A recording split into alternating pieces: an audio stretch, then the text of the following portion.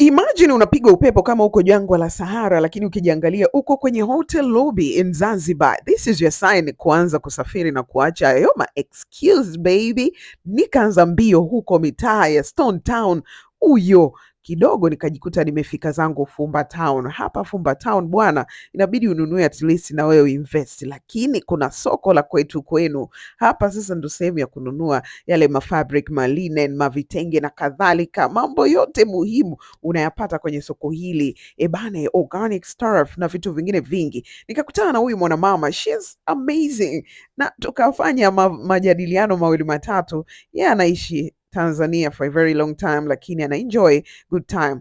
Hapa kulikuwa kuna performance kutoka kwa Magoma Moto, one of the greatest cultural group ambao wanafanya muziki wa asili. Baadaye karudi zangu town pale Mnazi Mmoja kwenye Sauti za Busara, ndiyo Mama C akaperform.